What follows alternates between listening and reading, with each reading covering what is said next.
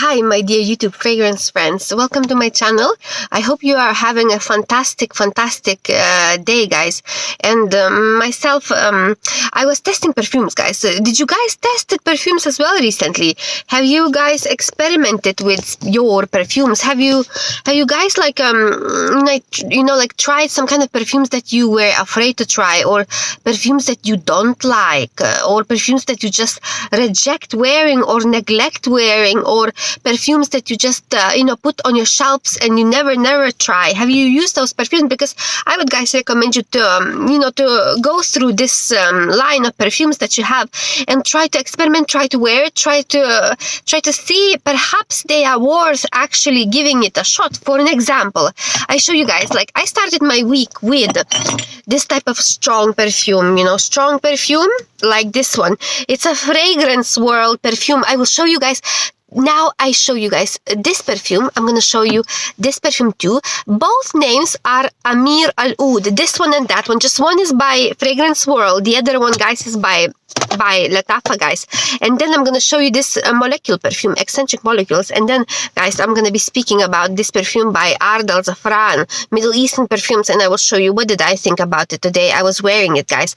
Let's talk about those days, guys, that I was wearing these two perfumes, these two particular perfumes. I show you guys.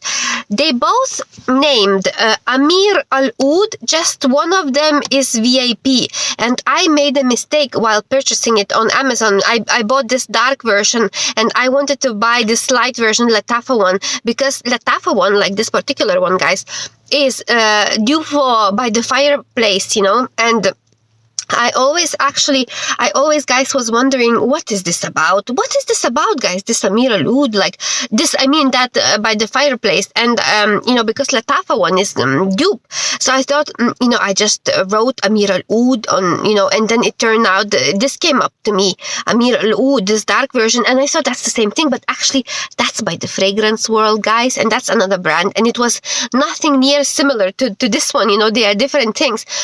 And then, guys, I decided to go with the light version after some time, and now I have two Ameer Al Oudhs. Just one of them is VIP, and they are different brands. And so one of them is extremely strong, and this one is more wearable, So what did I do, guys? What I did on Monday and Tuesday, is it Wednesday today, isn't it? I think it's Wednesday today or Tuesday. I can't remember. So basically, I mixed them two together in order to achieve this type of wearable results.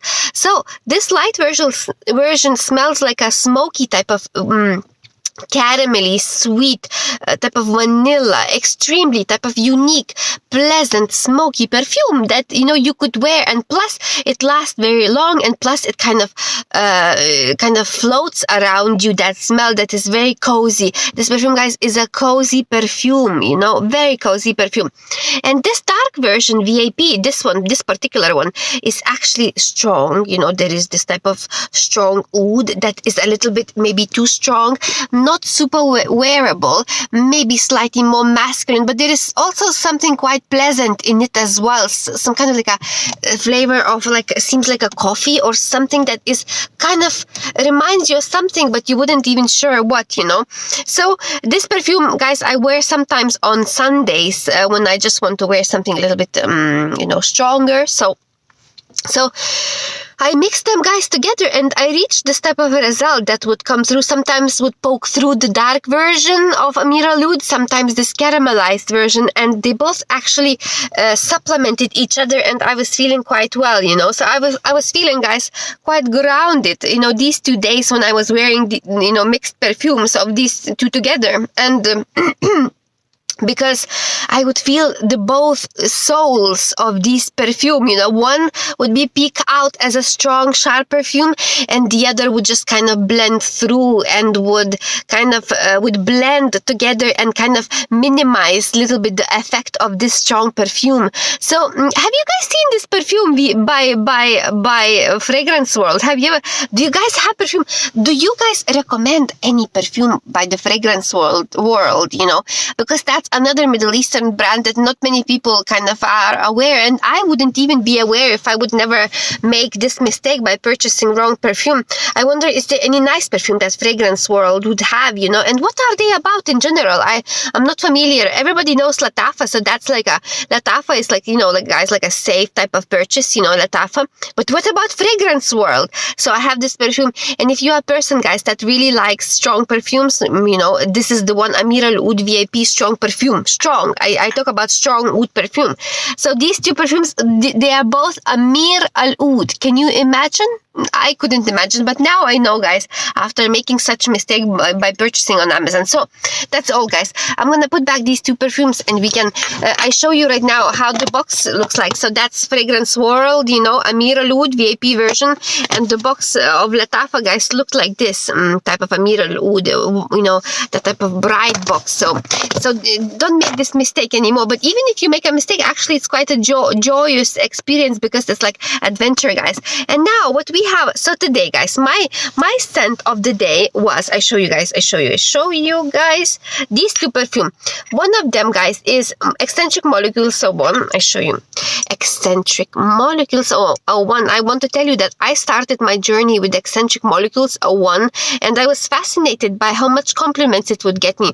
This perfume, guys, was the most perfume that people used to chase me, and people used to ask me what perfume I'm wearing, and people always used to guess, like, who's wearing Eccentric Molecules, you know, and that used to be me.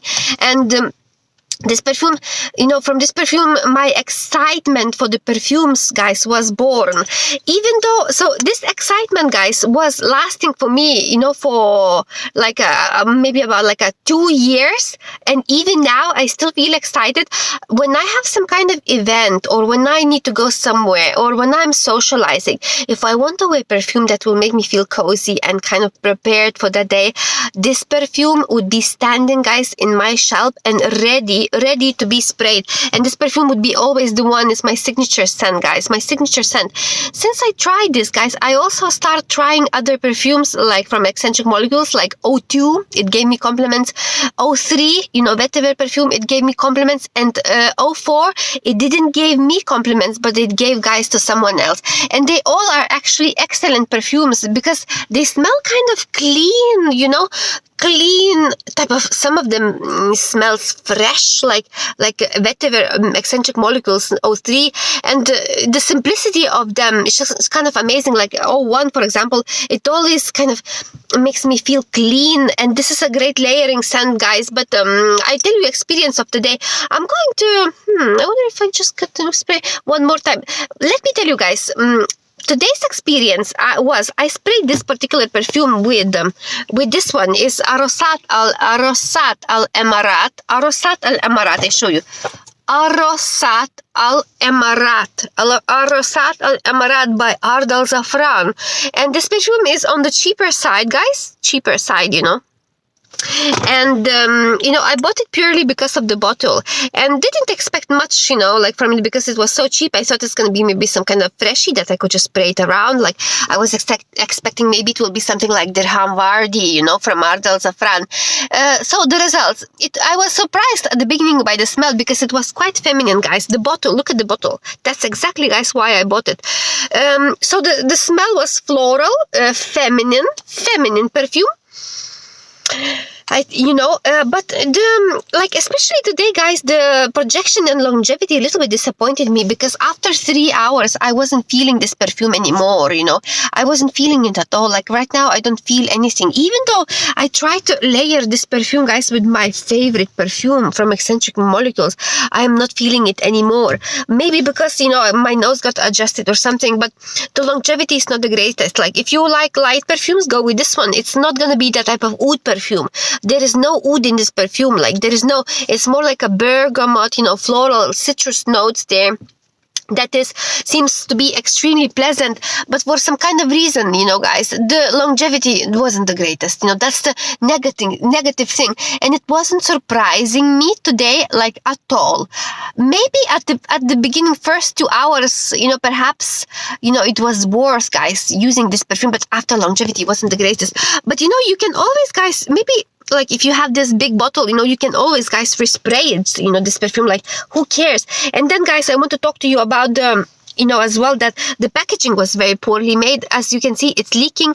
This top part fell off, and I always have to be careful, guys, if I spray perfume, because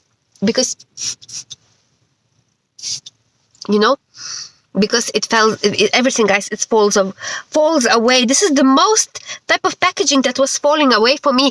It was some kind of like a gel layered around here, and everything is leaking, as you can see. But doesn't matter what, I still, guys, have a bottle. There is still juice in there, and I still can enjoy this perfume in some way, just like right now, like to show you, you know, you can still see this perfume.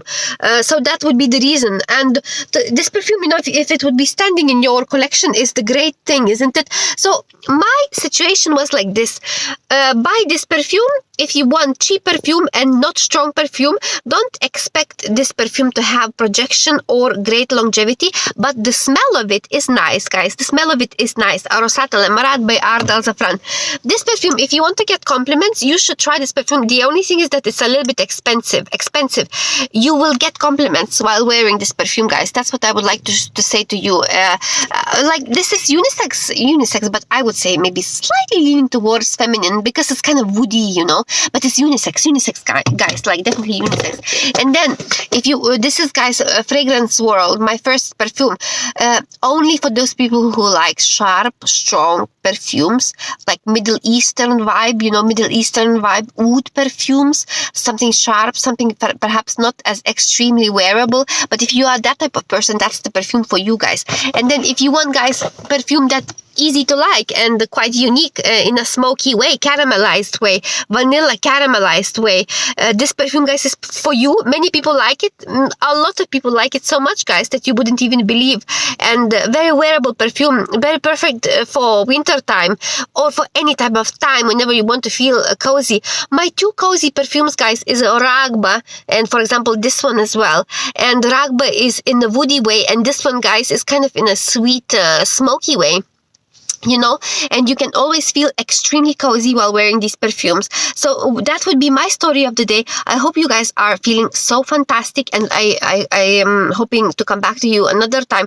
Let me know what are your thoughts about Middle Eastern perfumes. What perfumes did you discover recently? Which perfumes disappointed you in some ways through longevity, let's say?